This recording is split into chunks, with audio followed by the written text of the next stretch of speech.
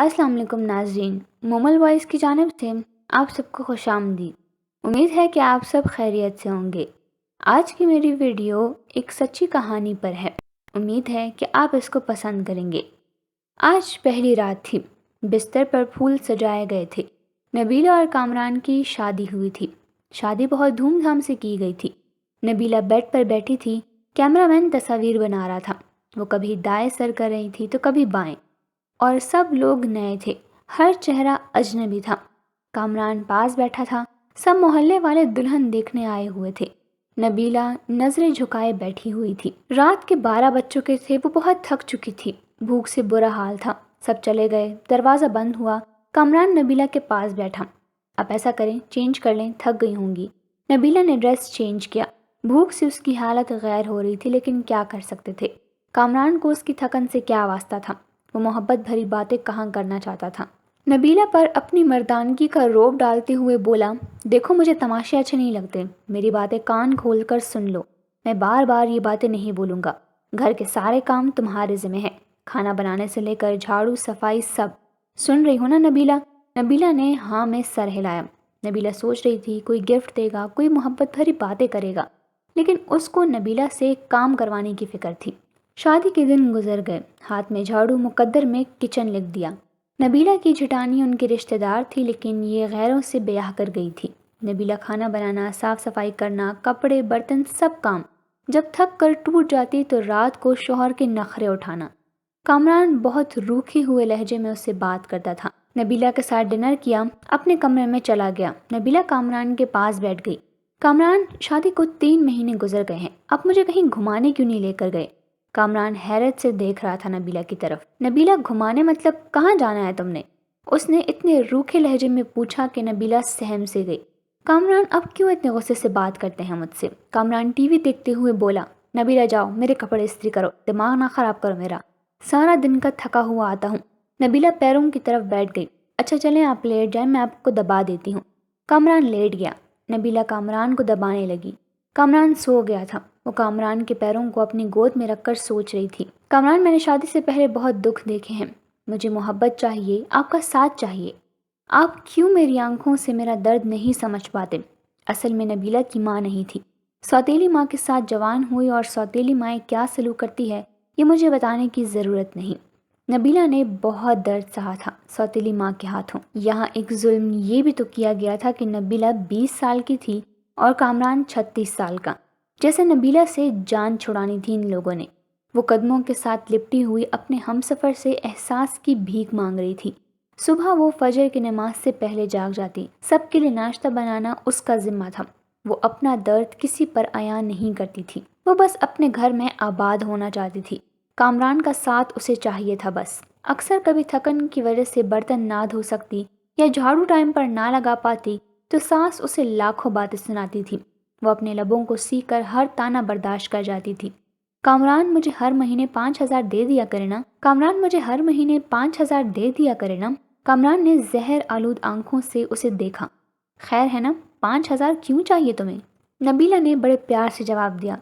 कामरान, मैं औरत हूँ ना, मेरी ज़रूरियात होती हैं। पैसे पास हों तो कभी बाजार जाऊँ, अपने लिए कुछ खरीद लिया करूँगी। अब मैं आपके भाई से तो ये सब बातें नहीं कह सकती ना। कामरान को न जाने क्यों एक चिढ़ सी थी नबीला से। उसने गुस्से में बोला, नबीला देखो, मेरे पास इतने पैसे नहीं हैं कि तुमको अलग से दे सकूं। जो चाहिए हो अम्मी से ही कह दिया करो, वो ला दिया करेंगी। अलग से खर्चा चाहिए इनको। नबीला कामरान के पास बैठ गई।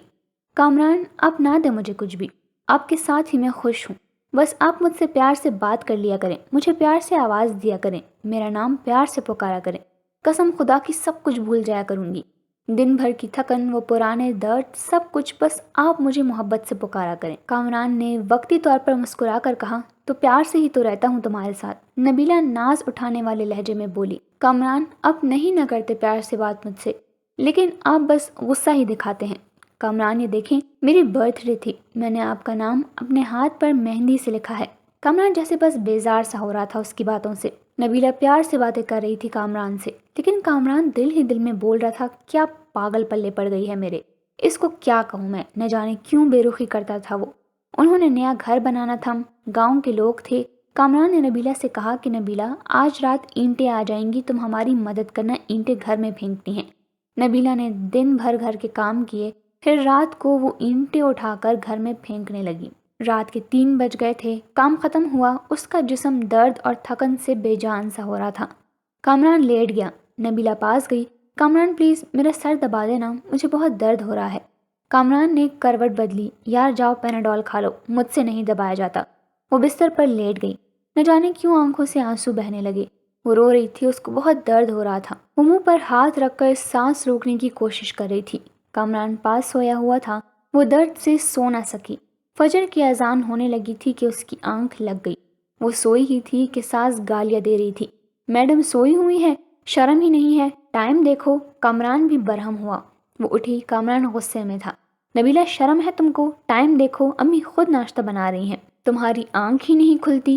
نبیلہ کیا کہتی، جبکہ اب کامران کو فرق ہی نہیں پڑتا تھا، نبیلہ مر رہی ہو یا کسی درد میں ہو۔ وہ خاموش ہوئی، کچن میں چلی گئی، سارا کام کیا۔ اس کی حالت کافی خراب تھی۔ اس نے کسی سے کچھ نہ کہا۔ شادی کو 3 سال گزر گئے تھے لیکن اولاد نہ تھی۔ ان 3 سالوں میں کوئی ایسی سانس نہیں تھی جب کبھی سکون پایا ہو۔ نئے گھر کا کام شروع کیا، وہ مزدوروں کی طرح کام کرنے میں لگ گئی اور دن بھر سب کے لیے کھانا بناتی، پھر کبھی اینٹیں اٹھا کر دیتی تو کبھی مٹی اٹھا رہی ہوتی تھی۔ 4 مہینے اس نے مزدوری کی، گھر تیار ہوا۔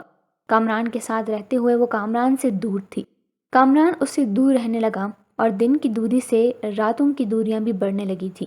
اولاد نہ ہونے کے تانے دینے لگے سب، اور اب تو ایک ڈر سا اسے ستانے لگا۔ کامران تو پہلے ہی اسے دکھ دیتا تھا، لیکن اب اولاد نہ ہونے کے تانے۔ ان دنوں کہیں اس سے چھپ کر کامران کی دوسری شادی کی باتیں ہونے لگی تھیں۔ وہ سب کے رویے سمجھ رہی تھی، کچھ تو غلط ہو رہا تھا۔ نبیلہ ایک نوکرانی سے بڑھ کر کچھ نہ تھی، وہ لبوں کو سیے بیٹھی تھی۔ نبیلہ کو ایک خوف تھا، کہیں کامران مجھے اپنے آپ سے دور نہ کر دے۔ لیکن جٹانی کی چھوٹی بیٹی نے بتایا، آنٹی نبیلہ، ماما کہہ رہی تھی کامران چاچو کی شادی کرنی ہے، نئی آنٹی لے کر آنی ہے۔ نبیلہ سمجھ چکی تھی کوئی قیامت ٹوٹنے والی ہے، لیکن وہ خاموش تھی۔ کامران کمرے میں بیٹھا چہرے پر کریم لگا رہا تھا۔ نبیلہ پاس گئی، آج کل بہت کریم لگا رہے ہیں، بڑے سونے لگ رہے ہیں آپ۔ نبیلہ کامران کے کندھے پر سر رکھ کر بتا رہی تھی، کامران آپ خوش رہیں، ہمیشہ میں نماز پڑھ کر آپ کے لیے بہت دعائیں مانگا کرتی ہوں، آپ کی زندگی کی دعا مانگتی ہوں، آپ کے ساتھ ہی تو میرا سب کچھ ہے۔ جیسے وہ ایک درد دل میں چھپا کر خود کو سمجھا رہی ہو کہ کامران مجھے کبھی نہیں چھوڑے گا۔ اور پھر وہ دن آ گیا، لڑکی والے کامران کے گھر آئے۔ ساس نے سختی سے کہا، کھانا بناؤ اور اپنے کمرے میں چلی جاؤ، سامنے نہ آنا منحوس۔ وہ اتنی بے رخی سے کہہ رہی تھی، اس نے شادی کے بعد ایک کام سیکھ لیا تھا، اور وہ تھا درد کو چھپانا، خاموشی سے رونا لیکن شکوہ نہ کرنا۔ وہ واپس پلٹ کر دیکھتی تو سوتیلی ماں تھی جو کہ اسے کبھی قبول نہ کرتی۔ سامنے کامران کی شادی تھی جو کبھی بھی دھکے دے کر نکال سکتا تھا۔ کامران کا رشتہ طے ہوا، کچھ دنوں میں ہی دوسری بیوی کو بہا کر گھر لے آئے۔ جس کمرے میں وہ کامران کے ساتھ رہتی تھی، آج اس کمرے میں کامران کسی اور کی باہوں میں ہے۔ اسے الگ سے ایک کمرہ دے دیا گیا۔ وہ حسرت بھری نگاہ سے دیکھتی رہتی تھی۔ کامران اپنی دوسری بیوی کو مرے گھمانے لے گیا۔ وہ بہت خوش تھا، لیکن ایک دیمک جیسا درد نبیلہ کو کھائے جا رہا تھا۔ گھر کے کام، دن بھر کی تھکن، رات کی تنہائیاں، درد اور بے پناہ لاپرواہی۔ نئی دلہن کو سب پیار کرتے تھے، لیکن نبیلہ ایک کونے میں پڑی شاید موت کے قریب آ گئی تھی۔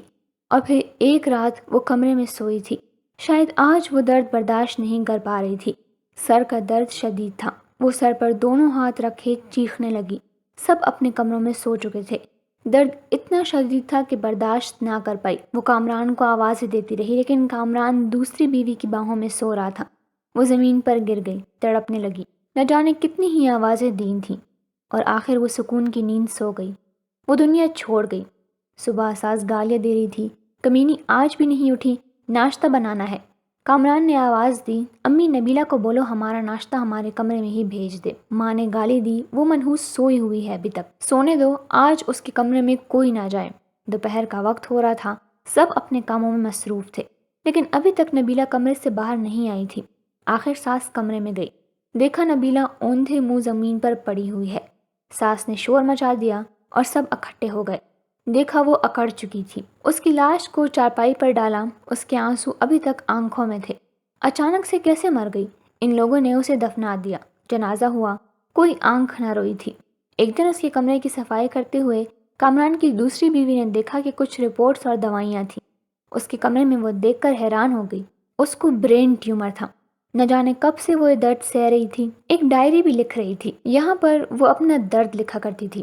اس کی ڈائری کے کچھ جملے: کامران مجھ سے روٹھا روٹھا رہتا ہے، میری طرف دیکھتا ہی نہیں۔ آج میں نے سارا دن مزدوری کی، کامران نے مجھے ٹھنڈا پانی پلایا، میں بہت خوش ہوئی۔ کامران کہتا ہے میں بہت اچھی ہوں، لیکن پھر بھی پتہ نہیں کیوں مجھ سے دور رہتا ہے۔ آج میں اس کے لیے تیار ہوئی تھی، خود کو سنوارا تھا، لیکن پاگل نے ایک بار بھی میری طرف نہیں دیکھا۔ پھر میں ناراض بھی نہیں ہوئی، وہ بہت ڈانٹتا ہے کچھ کہوں تو۔ مجھے جان لیوا بیماری ہے، لیکن میں کامران کو نہیں بتاؤں گی، وہ پریشان ہو جائیں گے۔ ہمارا گھر بن کر تیار ہو گیا، میں نے اپنا کمرہ بہت سجایا۔ کامران کی شادی کر رہے ہیں، مجھے گھر سے نکالا تو کہاں جاؤں گی؟ میرا تو کوئی نہیں ہے، بس نوکرانی بن کر مرنے تک یہیں پر رہوں گی۔ کامران اپنی دلہن سے بہت پیار کرتا ہے، اسے برگر لا کر دیا ہے۔ میں نے کہا مجھے بھی لا کر دو تو کہتا ہے تم برتن دھو جا کر، دماغ خراب نہ کرو میرا۔ بھلا میں نے برگر ہی تو مانگا تھا۔ آج صبح سے میری سانس رک رہی ہے، ایسا لگ رہا ہے میرا وقت قریب آ گیا۔ کاش کامران کی باہوں میں مر سکتی، کاش کامران میرا درد سمجھتا، مجھے سینے سے لگاتا، میں سکون سے مر جاتی۔ کامران، اب کبھی میری یہ ڈائری پڑھیں تو خود کو میری موت کا ذمہ دار نہ ٹھہرانا، میں بہت پیار کرتی ہوں آپ سے، بس نصیب سے ہار گئی ہوں۔ شاید کہ میری قسمت میں خوشیاں نہیں لکھی ہیں، اور ہاں پاگل، ایک برگر ہی تو تھا، کنجوس، مجھے لا دیتے تو کیا ہو جاتا، ڈانٹنے کی کیا ضرورت تھی۔ اپنی دوسری بیوی کا خیال رکھنا، میں تو نہیں ہوں گی۔ جب آپ کے ہاں اولاد ہوئی نا تو میری قبر پر ضرور لانا اسے ایک بار، تمہاری نبیلہ۔